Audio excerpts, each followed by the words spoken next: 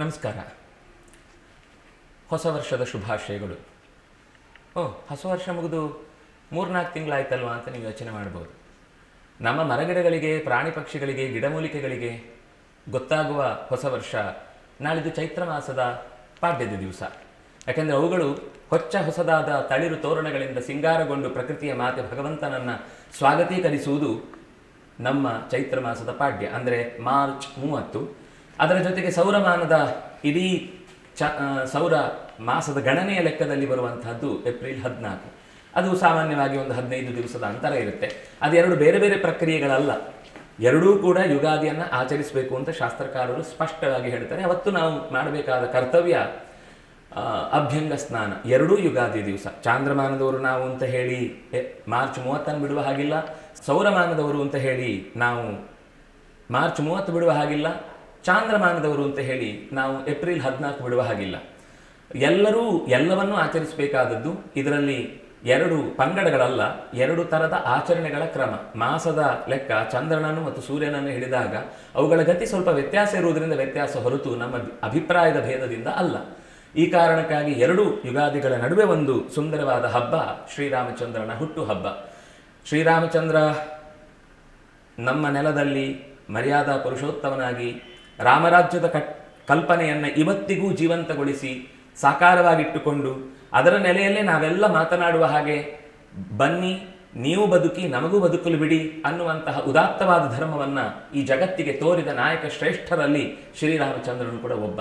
ಹಾಗಾಗಿ ಶ್ರೀರಾಮಚಂದ್ರನ ಅಪೂರ್ವವಾದ ಆಡಳಿತದ ವ್ಯವಸ್ಥೆಯ ಕುರಿತಾಗಿ ನಾವು ಎಷ್ಟು ಯೋಚನೆ ಮಾಡಿದರೂ ಕಮ್ಮಿನೇ. ಇವತ್ತಿನ ನೆಲೆಯಲ್ಲಿ ಆ ಆಲೋಚನೆ ಅತ್ಯಂತ ಅಗತ್ಯವಾದದ್ದು. ವಸುಧೈವ ಕುಟುಂಬಕಂ ಅನ್ನುವ ಹಿನ್ನೆಲೆಯಲ್ಲಿ ಸಕಲ ಜಗತ್ತಿನ ಎಲ್ಲ ಪ್ರಜೆಗಳೂ ಕೂಡ ನಮಗೆ ಅತ್ಯಂತ ಹತ್ತಿರದ ಬಂಧುಗಳು ಅನ್ನುವ ಭಾವದೊಂದಿಗೆ ರಾಜ ಗಿಡ, ಮರ, ಪ್ರಾಣಿ, ಪಕ್ಷಿ, ಕ್ರಿಮಿ, ಕೀಟ, ಬೆಟ್ಟ, ಗುಡ್ಡ, ನದಿ ಈ ಎಲ್ಲವೂ ಕೂಡ ತನ್ನ ಪ್ರಜೆಗಳು ಅನ್ನುವ ಲೆಕ್ಕದಲ್ಲಿ ರಾಜ್ಯಭಾರ ಮಾಡಿದವನು ಶ್ರೀರಾಮಚಂದ್ರ. ಯಾಕೆಂದರೆ ಯಾವುದು ನಷ್ಟವಾದರೂ ಕೂಡ ಹಾನಿ ಮನುಷ್ಯನಿಗೆ. ಮನುಷ್ಯ ಸಕಲ ಜೀವಿಗಳಲ್ಲಿ ಒಂದು ಭಾಗ ಅಷ್ಟೇ ಹೊರತು ಅವನೇ ಸಕಲ ಜೀವಗಳ ಪ್ರತಿನಿಧಿ ಅಲ್ಲ. ಇದು ಪ್ರಕೃತಿ ಹೇಳುವ ಮಾತು. ಈ ನೆಲೆಯನ್ನು ರಾಮನ ಆಡಳಿತದಲ್ಲಿ ನಾವು ಸ್ಪಷ್ಟವಾಗಿ ಕಾಣ್ತಿದ್ವಿ. ಒಂದು ನಾಯಿ ಅವನ ಹತ್ರ ಬಂದು ತನಗೆ ನ್ಯಾಯ ಬೇಕು ಅಂತ ಕೇಳಿದಾಗ ಅದಕ್ಕೆ ನ್ಯಾಯವನ್ನು ಕೊಟ್ಟವನು ಶ್ರೀರಾಮಚಂದ್ರ. ಈ ಕಾರಣಕ್ಕಾಗಿ ನಮಗೆ ರಾಮಚಂದ್ರನ ಹಬ್ಬ, ಹೊಸ ವರ್ಷದ ಯುಗಾದಿಯ ಆಚರಣೆ ಈ ಎರಡೂ ಕೂಡ ಒಂದು ಹತ್ತಿರದಲ್ಲಿ ವರ್ಷದ ಆರಂಭವೇ ಬೇವು ಬೆಲ್ಲಗಳ ಒಂದು ಮೇಳೈಕೆಯ ಜೊತೆಗೆ ಬದುಕನ್ನು ಆರಂಭಿಸಬೇಕು. ಸುಖ ದುಃಖೇ ಸಮೇ ಕೃತ್ವ ಲಾಭ ಲಾಭು ಜಯ ಜಯವು ತಥೋ ಯುದ್ಧಸ್ವ ವಿಗತಜ್ವರ ಅಂತ ನಮಗೆ ಯುದ್ಧಕ್ಕಾಗಿ ಅರ್ಜುನನನ್ನು ಮುಂದೂಡುವಾಗ ಹೇಳಿದ ಮಾತು, ಗೆಲ್ತೇನೆ ಅಂತ ಅತಿಯಾದ ವಿಶ್ವಾಸವೂ ಬೇಡ, ಸೋಲ್ತೇನೆ ಅಂತ ಡಿಪ್ರೆಷನ್ಗೆ ಒಳಗಾಗಬೇಡ, ಯುದ್ಧ ಅಂತೂ ಮಾಡು, ಅದೇನು ಫಲ ಸಿಗುತ್ತೋ ಜಿತ್ವಾವ ಭೋಕ್ಷಸೆ ಮಹೀನ್.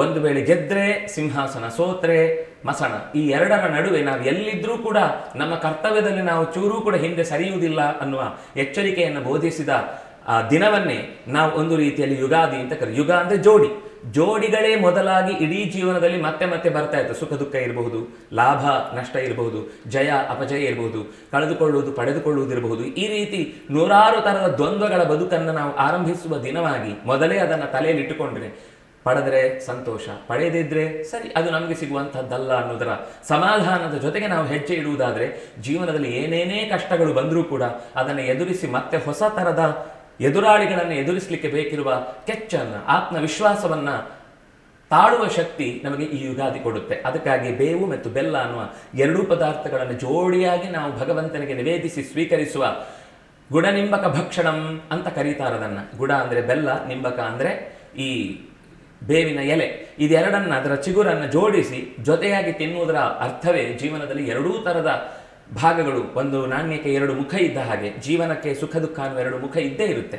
ಅದರಲ್ಲಿ ನಾವು ಎರಡನ್ನೂ ಕೂಡ ತಿಳಿದು ಸ್ವೀಕರಿಸುವುದಕ್ಕೆ ಹೊರಟ್ರೆ ಆಗ ಖಂಡಿತ ನಮ್ಮ ಜೀವನದಲ್ಲಿ ಯಾವತ್ತೂ ಕೂಡ ಅಪಯಶಸ್ಸು ಅನ್ನೋದು ಮೂಡಲಿಕ್ಕೆ ಸಾಧ್ಯ ಇಲ್ಲ.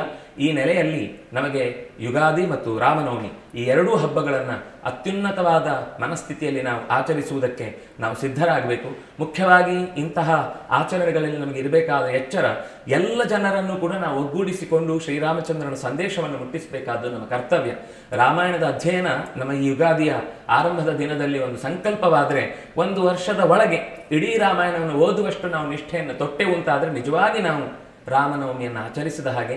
ಅದನ್ನು ನಮ್ಮ ಮಕ್ಕಳಿಗೆ, ನಮ್ಮ ಹತ್ತಿರದ ಬಂಧುಗಳಿಗೆ, ನಮ್ಮ ಮಿತ್ರರಿಗೆ, ಯಾರಿಗೆಲ್ಲ ಇಂಥ ವಿಷಯದಲ್ಲಿ ಸಾತ್ವಿಕವಾದ ಚರ್ಚೆಯಲ್ಲಿ ಆಸಕ್ತಿ ಇದೆಯೋ ಅಂಥವರಿಗೆ ನಾವು ತಿಳುವಳಿಕೆಯನ್ನು ಕೊಡಬೇಕಾದದ್ದು ನಮ್ಮ ಕರ್ತವ್ಯ. ಯಾರೋ ರಾಮನನ್ನ ಬೈದ್ರು, ಸೀತೆಯನ್ನ ಹೀಗಳೆದ್ರು, ಹನುಮಂತನನ್ನ ಏನೋ ತಮಾಷೆ ಮಾಡಿದ್ರು ಅನ್ನೋದಕ್ಕೆ ಅವರ ವಿರುದ್ಧ ನಾವು ಕೂಗೇಳಿಸುವುದರಿಂದ ಏನು ಉಪಯೋಗ ಇಲ್ಲ. ನಾವು ಅವರ ವಿರುದ್ಧ ನಿಜವಾಗಿ ಹೋರಾಟ ಮಾಡಬೇಕು ಅನ್ನೋದು ಸತ್ಯವಾದರೆ, ರಾಮನ ಅಸ್ತಿತ್ವವನ್ನು ಹೀಗಳೆಯುವರು ಅಥವಾ ಅದರ ಬಗ್ಗೆ ಪ್ರಶ್ನೆ ಮಾಡುವವರಿಗೆ ನಾವು ಸರಿಯಾದ ಉತ್ತರ ಕೊಡಬೇಕಾದದ್ದು ರಾಮನ ಅಧ್ಯಯನದ ಮೂಲಕ, ರಾಮಚಂದ್ರನ ಕಥೆಯನ್ನು ಚೆನ್ನಾಗಿ ತಿಳಿಯುವುದರ ಮೂಲಕ.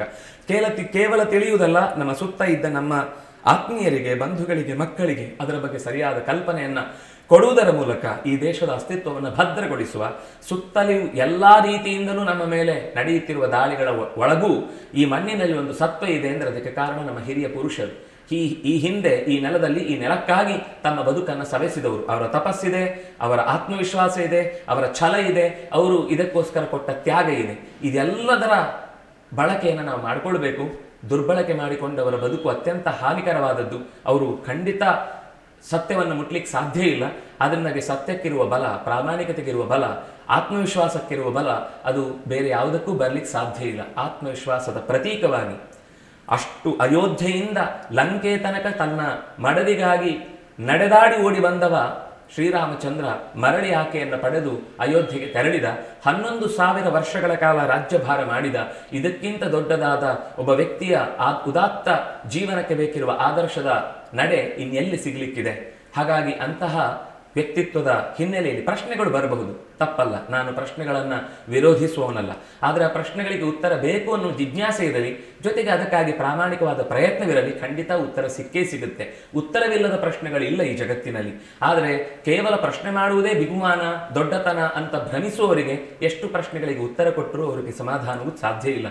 ನಾವು ಸಮಾಧಾನಗೊಳ್ಳುವುದಕ್ಕಾಗಿ ಪ್ರಶ್ನೆ ಪಡ್ತೇವೆ ಅಂತಂದರೆ ಅದಕ್ಕೆ ಉತ್ತರ ಖಂಡಿತ ಶಾಸ್ತ್ರಗಳಲ್ಲಿ, ರಾಮಾಯಣದಲ್ಲಿ ತಿಳಿದವರಲ್ಲಿ ಇದ್ದೇ ಇದೆ.